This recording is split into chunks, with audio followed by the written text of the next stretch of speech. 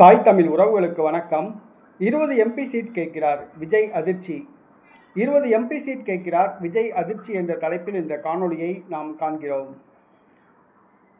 2026 தமிழக சட்டசபை தேர்தல் மைனாரிட்டி ஆட்சி அமைத்துள்ளது தமிழக வெற்றி கழகம். திமுக தோழமை கட்சியான காங்கிரஸ் திமுக கூட்டணியிலிருந்து வெளியேறி தமிழக வெற்றி கழகத்துக்கு ஆதரவு கொடுத்துள்ளது.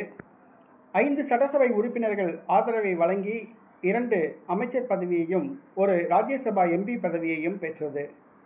வருகிற லோக்சபா தேர்தலில் தமிழக வெற்றி கழகத்துடன் இணைந்து தேர்தலை சந்திக்க காங்கிரஸ் திட்டமிட்டுள்ளது. தமிழ்நாடு மற்றும் பாண்டிச்சேரியில் உள்ள மொத்தம் உள்ள 40 தொகுதிகளில் 20 தொகுதிகளில் காங்கிரஸ் போட்டியிட திட்டமிட்டுள்ளது. ஏற்கனவே திமுக கூட்டணியில் 10 தொகுதிகளில் போட்டியிட்டது. இந்த முறை தமிழக வெற்றி கழக கூட்டணியில் 20 தொகுதிகளில் போட்டியிட திட்டமிட்டுள்ளது. 20 தொகுதிகள் கேட்டு விஜய்க்கு தகவல் தெரிவிக்கப்பட்டது. வருகிற லோக்சபா தேர்தலில் போட்டியிட காங்கிரஸ் கட்சி 20 சீட் கேட்டிருப்பது விஜய்க்கு மிகப்பெரிய அதிர்ச்சியை கொடுத்துள்ளது.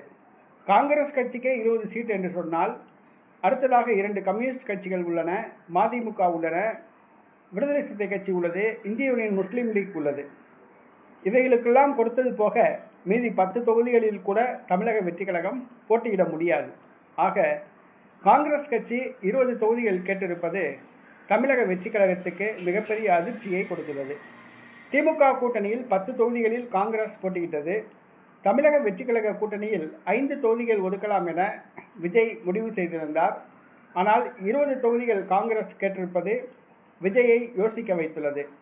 லோக்சபா தேர்தலில் காங்கிரசுடன் இணைந்து அவர் தேர்தலை சந்திப்பாரா?